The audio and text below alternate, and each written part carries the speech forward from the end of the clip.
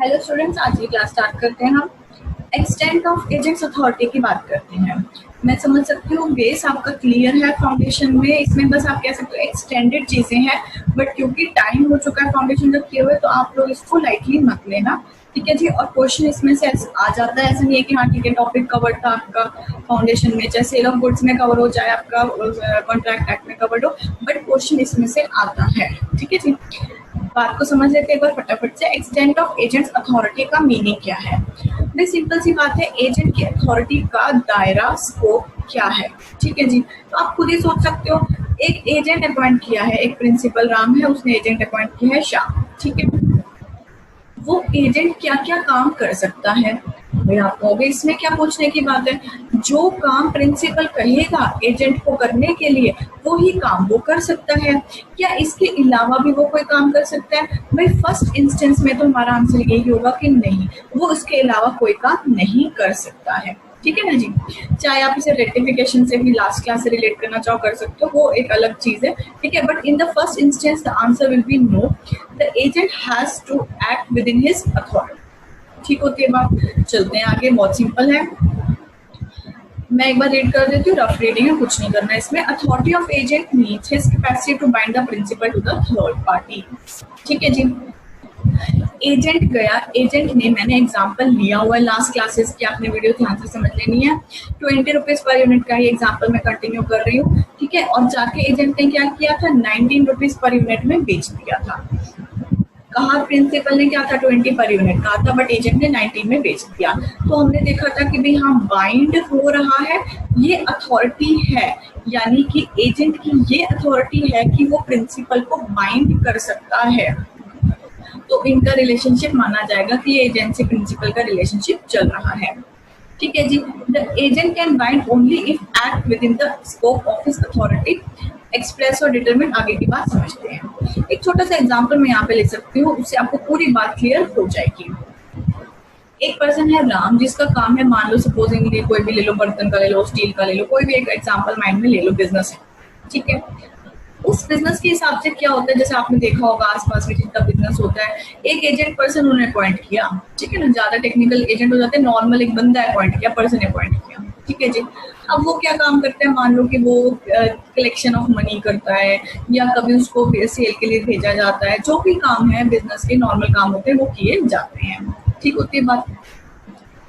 अब क्या होता है, एक बार वो पर्सन जाता है किसी श्याम पर्सन के पास और जाके कहता है कि जो मेरे प्रिंसिपल राम का घर है, हाउस प्रॉपर्टी है, उसको ना सेल करने के लिए मैं तुम्हें एक ऑफर देता हूँ, वो मैं 80 लाख रुपीस का ऑफर तुम्हें देता हूँ, ठीक है जी।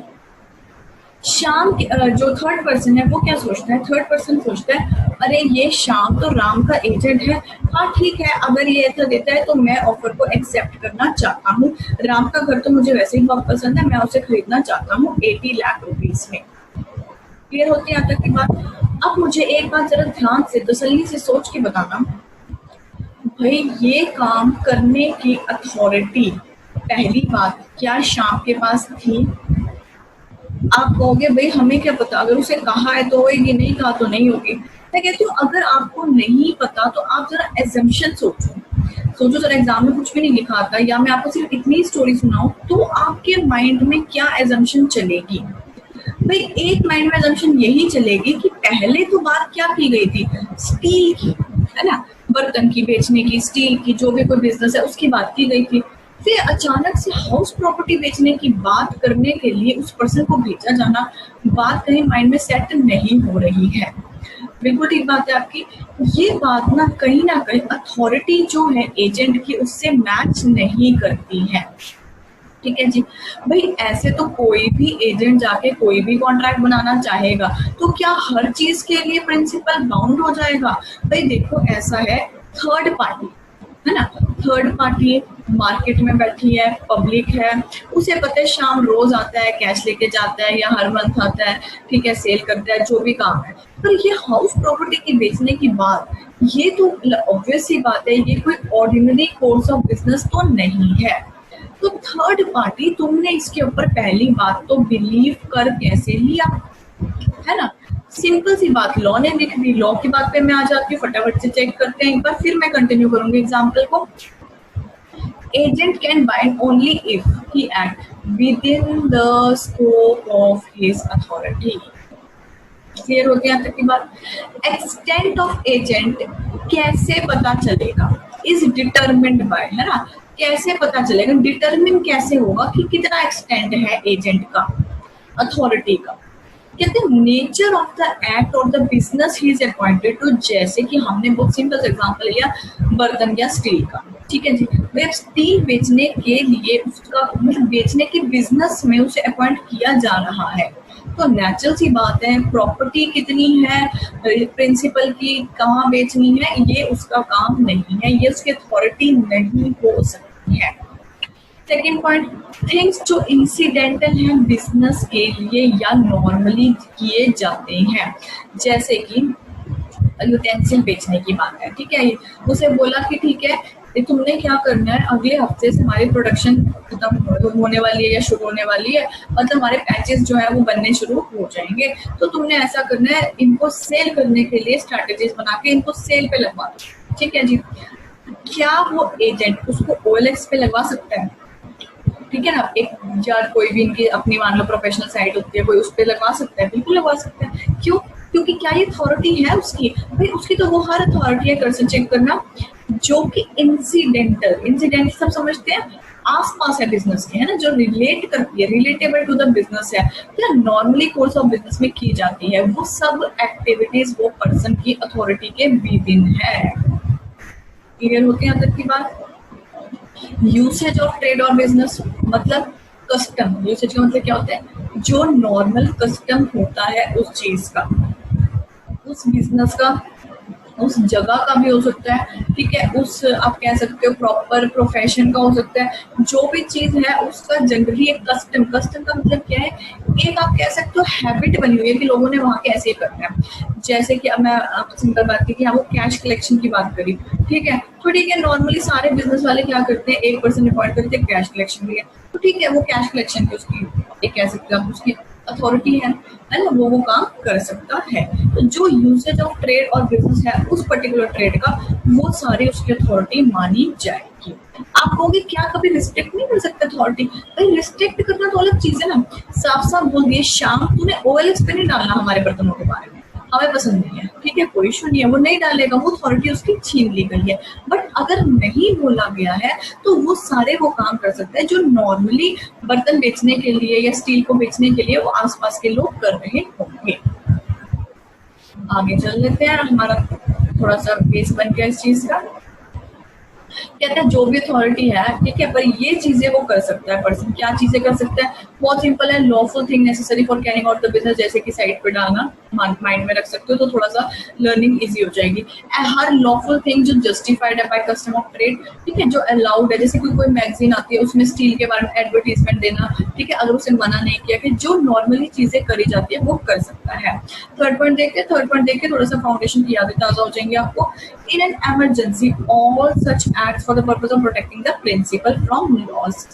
आपने मेरे से या कहीं से जहां से भी पढ़ा होगा फाउंडेशन में, जनरली एग्जांपल यही दिया जाता है टमाटर वाला, टोमेटो, है ना, इमरजेंसी का केस है, भाई टोमेटो लेके चला था वो एजेंट बेचने के लिए, अब हुआ क्या, रास्ते में मान लो कि बारिश आ गई, फ्लड आ गया या फिर टायर पंच जो भी हो गया, मतलब ऐसी चीज होगी कि अब वो आगे नहीं जा सकता, वहीं पे है पता है टमाटर जो है वो खराब होने वाले हैं, इमरजेंसी की सिचुएशन है, तो भाई ऐसे केस में वो टमाटर को बचाए या फिर ये सोचे कि नहीं मेरी अथॉरिटी नहीं है इसे अभी बेचना, भाई ऐसा है उसकी वो हर अथॉरिटी बन जाएगी जो कि एक प्रूडेंट पर्सन उस टाइम पे करता है। एजेंट ये माइंड में रखेगा अगर मेरी जगह प्रिंसिपल यानी ओनर होता है ना तो वो क्या करता, आपको अगर फोन करके पूछ ले तो आपको याद आ जाएगा कि भाई नहीं वो फोन नहीं कर सकता, ऐसी सिचुएशन की बात है जो भी आगे हम देखते हैं इमरजेंसी में क्या क्या सिचुएशन होती है, फोन कर नहीं सकते, फ्लड आ रखा है, बात नहीं हो सकती है, क्या करे भाई, सिर्फ अपना दिमाग यूज करना है, वो पॉइंट है पॉइंट नंबर 3 इमरजेंसी की सिचुएशन में। तो भाई तुम अपनी सारी अथॉरिटी वो यूज करो जो कि एक normal person of ordinary prudence इस केस में सिमिलर सर्कमस्टांसेस में अप्लाई करता है। चेक करते हैं हम आगे, नॉर्मल सर्कमस्टांसेस में क्या कर सकते हैं, एवरी लॉफुल एक्ट जो कि ठीक है उसके करने के लिए कर सकता है, ठीक है, जो usually done in the course of business रहती है। एग्जांपल रीड करने में कुछ खास नहीं है, आप सिंपल एक रीडिंग रखना, कोई प्रॉब्लम हो तो कमेंट्स में या ग्रुप में डाल देना। सेक्शन 180 में इमरजेंसी की बात करते हैं, ये भी आपका हुआ है। फर्स्ट पॉइंट देखते हैं, बात करने की अपॉर्चुनिटी नहीं है ना, यही बात कि हमने फोन वगैरह वो नहीं कर सकता है। Actual and definite commercial necessity, मतलब भाई अभी नहीं बेचे तो सड़ जाएंगे, गल जाएंगे, जितना पैसा अभी मिल रहा है वो बाद में भी नहीं मिलेगा। टमाटर का पेरिशेबल गुड्स का एग्जांपल मैं इसलिए ले लेती हूँ क्योंकि समझने में बच्चे को थोड़ा सा इजी रहता है। इसके अलावा कोई भी एग्जांपल है, कोई भी प्रोडक्ट हो सकता है, ऐसा कुछ नहीं कि पेरिशेबल के लिए ही है ये। कह रहे डेफिनेट कमर्शियल नेसेसिटी, समझ रहे हो आप? कमर्शियल नेसेसिटी का मतलब क्या है? अभी नहीं बेचा तो उसके बाद उतना पैसा नहीं मिलेगा। चाहे अभी 1 रुपए पर यूनिट लॉस हो रहा है, भाई बाद में तो हो सकता है 10 रुपए पर यूनिट लॉस होगा। तो ऑब्वियस सी बात है, कमर्शियल नेसेसिटी अराइज हो गई है। एजेंट शुड एक्ट बोनाफाइड, ये नहीं कि उसने कुछ अपना फायदा किया, वो एक सच्चे इंटरेस्ट से काम कर रहा है, बेनिफिट ऑफ द प्रिंसिपल काम कर रहा है। The agent should have adopted the most reasonable and practical course under the circumstances, जैसे कि जितना मैक्सिमम उतना ट्राई करेगा, जितना मैक्सिमम में वो बेच सकता है सामान उतने में बेचने का ट्राई करेगा।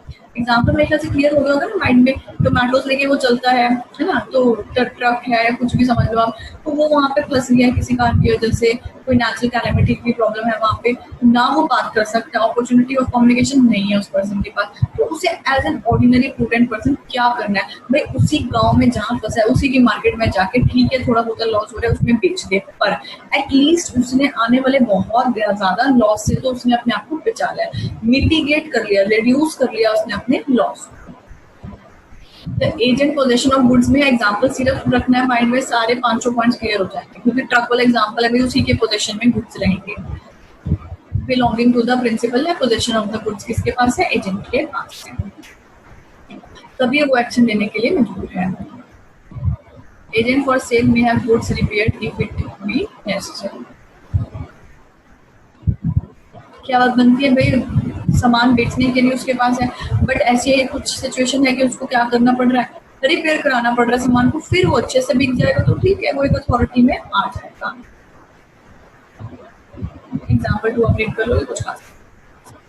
नेक्स्ट यूनिट, नेक्स्ट देखते हैं हम टॉपिक, अच्छे से देखना, बढ़िया टॉपिक है, समझने में भी अच्छा है और दूसरा एग्जाम पॉइंट ऑफ व्यू से भी बढ़िया टॉपिक है। सब एजेंट की बात करते हैं, लेकिन आपको भी हर जगह सब एजेंट आ जाता है, सब लेटिंग आ जाता है, हाउस प्रॉपर्टी में भी हम देखते हैं, है ना। तो भाई एक बहुत सिंपल सी बात है, जब भी एक पर्सन किसी को अपॉइंट करता है तो एक स्कोप होता है कि वो आगे किसी और को अपॉइंट कर सकता है। ठीक है जी, मिस्टर ए ने अपॉइंट किया मिस्टर बी को, मिस्टर बी ने अपॉइंट कर दिया मिस्टर सी को, कैसे? As a sub agent. ठीक है जी, बात को समझ लेते हैं। क्या ये हर बार हो सकता है? भाई ऐसा है, ए ने बोला बी तुम्हारी पेंटिंग के बड़े चर्चे हैं, एक काम करो मुझे ड्राइंग रूम में अपने लॉबी में एक पेंटिंग लगानी है, तो मुझे पेंटिंग की ड्रॉ करके या पेंट करके जो भी है वो मुझे बना के अगले हफ्ते तक दे दो, तुम्हारा जो भी प्राइस है मैं पे करने को तैयार हूँ। अब बताओ जी, बी ने क्या सोचा? बी ने कहा चलो ठीक है, कॉन्ट्रैक्ट तो हाथ में आ गया है, मैं थोड़ा बिजी हूँ। उसने आगे कहा सी तुम एक काम करना, पेंटिंग बना देना और ए को जाके दे आना। ये तो कोई बात जच नहीं थी, तो ये तो कोई समझ ही नहीं आ रही बात, है ना। क्यों? क्योंकि जरा सोचो ना, एक होटल है, कोई कुछ है, मतलब समझ लो कोई रेस्टोरेंट टाइप है, ठीक है ना, वहाँ पे क्या होता है, एक सैटरडे नाइट को आप देखो लाइव परफॉर्मेंस होती है, ठीक है जी। तो ए है ओनर रेस्टोरेंट का, उसने बी को बुलाया और बी को बोला भाई तुम यहाँ पे आना और यहाँ पे ना सिंगिंग का लाइव परफॉर्मेंस तुम्हारी होगी, तुम्हारे यहाँ परफॉर्मेंस रखेंगे, सैटरडे नाइट को आ जाना, यहाँ पे मेरा तुम्हारे साथ कॉन्ट्रैक्ट है। ठीक है जी। अब बी क्या कर रहा है? बी कह रहा है नहीं भाई ऐसा है, कॉन्ट्रैक्ट तो बन गया मेरा, जाके उसने सी को सैटरडे नाइट को भेज दिया। भाई ये दोनों एग्जांपल्स तो एक तरीके से क्या बन रहे हैं, अगर मैं पेंटिंग वाला एग्जांपल में पहले या कोई भी एग्जांपल, दोनों में से एक ही बात बनती है क्या? ये तो ऐसे कॉन्ट्रैक्ट्स हैं जो आपने पढ़ रखे हैं फाउंडेशन में, जो कि पर्सनल नेचर की है ना। पर्सनल नेचर का मतलब क्या है? भाई जिसके हाथ में हुनर है वही ड्राइंग बनाएगा ना, वही पेंटिंग करेगा, उसे कॉन्ट्रैक्ट मिला है, तो वो कॉन्ट्रैक्ट आगे किसी को दिया नहीं जा सकता। किसी के गले में है कुछ टैलेंट है, वो गाना गा सकता है, तो वही नेचुरल सी बात है, वो किसी और को आगे नहीं वो दे सकता है। पर्सनल नेचर कॉन्ट्रैक्ट आपने पढ़े हुए हैं, तो इसी बात को माइंड में बेस बना के आगे की बात आप मेरे साथ समझना है। When agent cannot delegate, an agent cannot lawfully employ another to perform act जो कि उसने साफ साफ परफॉर्म पर्सनली के लिए ली है। ये होती है तक की बात, अनलेस सबको पता है कि हाँ ऐसा होगा कि दूसरा पर्सन ही आएगा, अनलेस, ठीक है ना। अनलेस का मतलब में क्या आ सकता है? जैसा होता है ना कि हम लोग जैसे मान लो हम शॉप पे गए, ठीक है, हमने बोला कि भैया ऐसा है पेंट लेना है हमने अपने घर के लिए, ठीक है, तो आप अपना पर्सनल बताओ भैया हमें बाहर के लिए कौन सा है, हमें कोई नॉलेज नहीं है, अंदर के लिए कौन सा है, जो आप बताओ हम उस हिसाब से पेंट लेंगे, ठीक होता है। अब उसने क्या किया, उसने सारी हमें चॉइस करा दी, सब कुछ हो गया, ठीक है जी। उसके बाद उसने कहा कि ऐसा है, ये सारा सामान एक मान लो कि ट्रक ट्रुक में डाल के, बहुत सारा सामान है ट्रक में या कहीं डाल के इनके घर में भिजवाना। क्या वो खुद से भिजवाएगा, आप मतलब खुद सामान उठाने बैठे, है ना, कि वो एक किसी सब एजेंट को अपॉइंट कर देगा एक तरीके से। सोचो जरा बात को, उस पर्सन ने क्या किया, शॉपकीपर ने किसी और पर्सन को ये काम दे दिया, तो क्या वो उसे कहेंगे नहीं भाई ये तो पर्सनल नेचर का काम था, तुमसे हमने एडवाइस लेनी थी, तुम्ही को उठा के सामान रखना चाहिए था। भाई जो पर्सनल नेचर का काम था वो कर दिया। अब एक बहुत नेचुरल सा एक ट्रेड है हमारा, कस्टम क्या है कि जो उसके वहां पे सेल्स पर्सन होगा उस सामान को उठा के बाहर जो आपकी गाड़ी खड़ी है या उनका कोई ट्रक खड़ा है वहां पे लोडिंग करेगा। क्लियर होती है वाली बात, यानी कि कहते हैं परफॉर्म तो पर्सनली करेगा, unless ordinary custom of trade है भाई, सबको पता है अगर सामान उठा के रखना है तो हो सकता है भाई शॉपकीपर नहीं रखेगा, वो कोई और रख देगा, इसमें कोई इतनी बड़ी बात नहीं है। और from the nature of agency ऐसा हमें दिख रहा है। क्लियर होती है यहाँ तक की बात, आगे चलते हैं। Sub agent is a person employed and acting under the control of the original agent in the business of the agency. Principal agent, agent के आगे सब एनालिसिस एक बार आपने रीड कर लिया ना, मैं नेक्स्ट चल रही हूँ। Exception where an agent can appoint sub agent. Appointment would be valid if the terms of the appointment originally contemplated. मतलब सबसे पहले ही दिख रहा था, है ना, बात दिख रही है, कंटेम्पलेटेड मतलब पहले ये थॉट हो रखा है।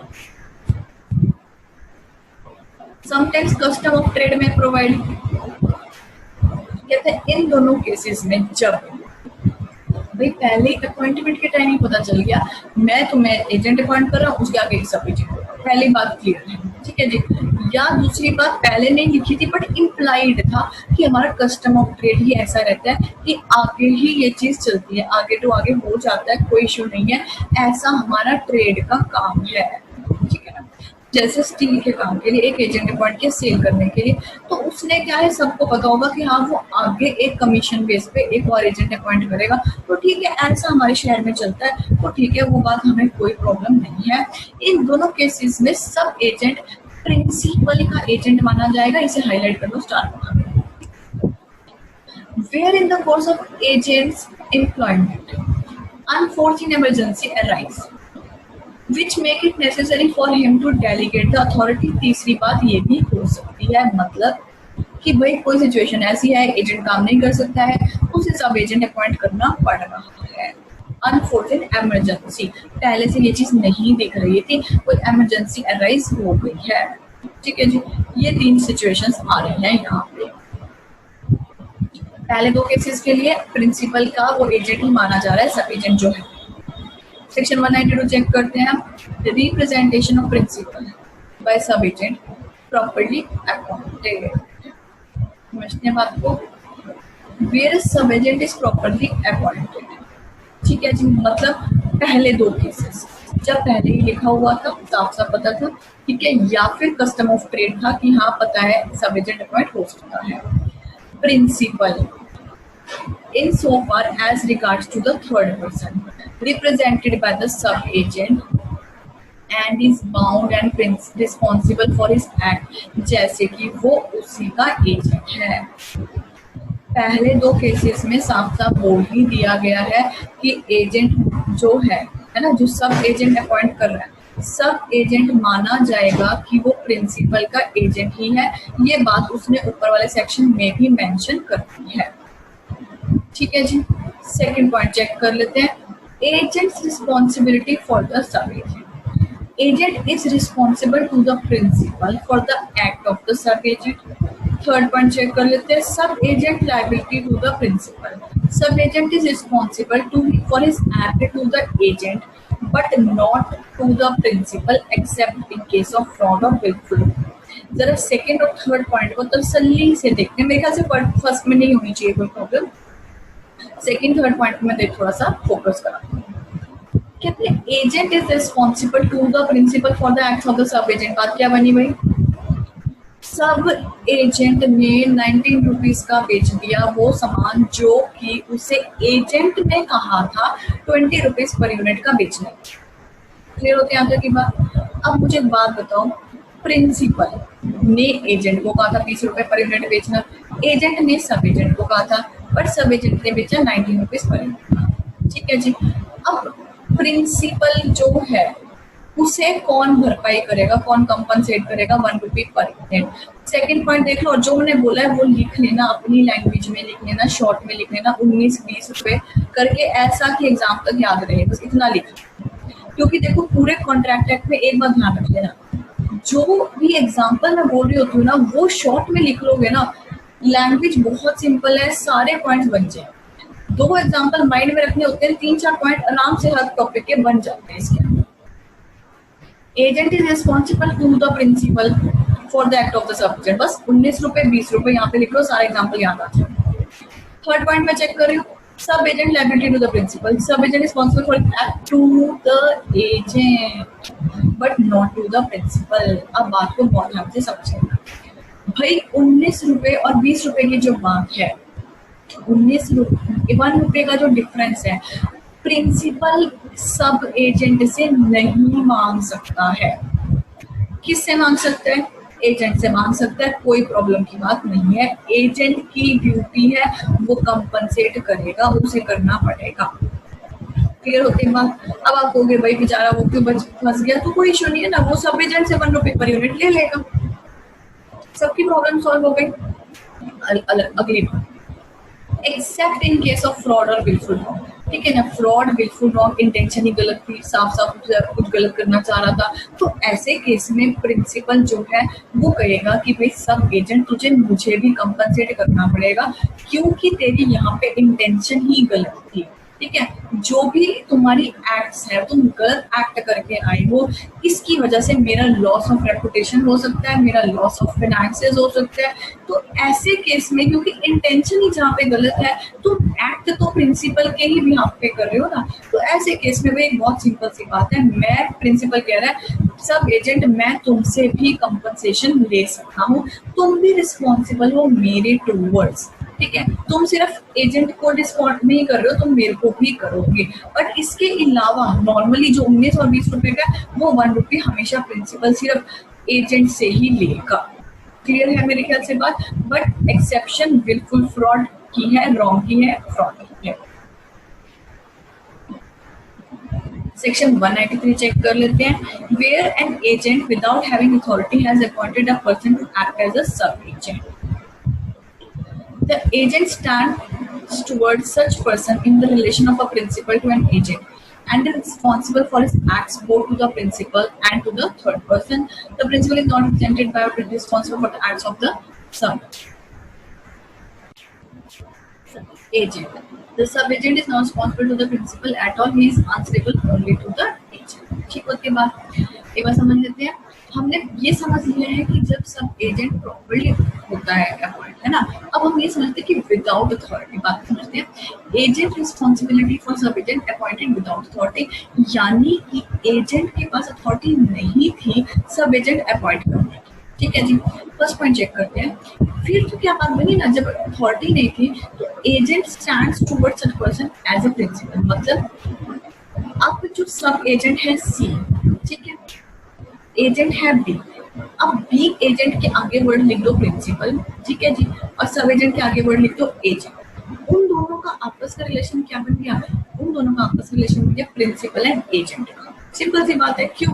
क्योंकि भाई अथॉरिटी थी नहीं, प्रिंसिपल को इंफॉर्मेशन ही नहीं है, ऐसे केस में अपने आप ही तुमने एक सब एजेंट अपॉइंट कर दिया, तो तुम दोनों आपस में करो, प्रिंसिपल और एजेंट। तो अभी सब एजेंट की बात बीच में मत लेके आओ, क्योंकि तुम्हें अपॉइंट करने की, सब एजेंट अपॉइंट करने की अथॉरिटी नहीं थी। And is responsible for his acts, किसकी एक्ट? सब एजेंट के एक्ट्स के लिए रिस्पॉन्सिबल है एजेंट मिस्टर बी, रिस्पॉन्सिबल है प्रिंसिपल को भी, ठीक है ना, क्योंकि अगर 19 रुपए का बिका तो 1 रुपए कौन देगा? वो एजेंट ही देगा, मिस्टर बी ही देगा। And to the third person, third person को भी, थर्ड पर्सन के लिए भी बाइंड हो रहा है कौन? मिस्टर बी ही फाइंड हो रहा है। मतलब अगर सी ने जाके सेल रॉ मटेरियल का परचेज का जो भी अग्रीमेंट या कॉन्ट्रैक्ट बनाया है तो उसको करना, एग्जीक्यूट करना, वो किसकी रिस्पॉन्सिबिलिटी है? वो मिस्टर बी की रिस्पॉन्सिबिलिटी मानी जाएगी, क्योंकि प्रिंसिपल और एजेंट का रिलेशन चलेगा उन दोनों बी और सी के बीच। ठीक होगी बात। The principal is not represented by और responsible for the acts of the agent of the sub agent. The sub agent is not responsible for the acts of the principal at all, क्योंकि दोनों को नहीं पता, दोनों को information है कि नहीं है हमें नहीं पता, दोनों पिक्चर में ही नहीं है, कहा ही नहीं था सब एजेंट अपॉइंट करने के लिए, अपने आप कर रहे हो, तुम जानो तुम्हारा काम कर रहे हो, हमें काम कराना है, मुझे 20 रुपए पर यूनिट पे बिकवाना है। अब तुमने आगे अपॉइंट किया, तुमने किया, तुम्हारी मर्जी है, ठीक है, मेरा काम होगा। He is answerable only to the agent. उन दोनों का आपस में चलेगा, प्रिंसिपल बीच में नहीं आएगा। इसका ना एनालिसिस से बेटर मुझे लगा कि मैं सेक्शन की टेक्स्ट को रीड कर लूं। मोस्ट ऑफ द टाइम हम जनरली क्या करते थे कि भाई हम एनालिसिस को भी एक बार ध्यान में रखते, क्योंकि एनालिसिस की लैंग्वेज हमें थोड़ी इजी लगती है, बट मुझे लगा इस सेक्शन के लिए बेटर रहेगा कि आप text of the section he read करो। देखो क्लियर होती है यहाँ तक की बात। सब्स्टिट्यूटेड एजेंट है इसके बाद हमारे पास, ठीक है ना, एक बार थोड़ा सा कर लेते हैं, आप ब्रेक करके पढ़ लेना, चाहे देख लेना, जैसे भी आपको कंफर्टेबल लगते हैं। थोड़ा सा मैं चाह रही थी कि टॉपिक कवर आज हो जाए तो बेटर है। सब्स्टिट्यूटेड एजेंट का एक बार देखते हैं, एक एग्जांपल की बात को समझ लेते हैं। सपोजिंगली आपने ना एक हाउस प्रॉपर्टी बनानी है, कंस्ट्रक्शन करनी है, ठीक है जी। तो आपने क्या किया, आपने एक मान लो आर्किटेक्ट को अपॉइंट किया, ठीक है।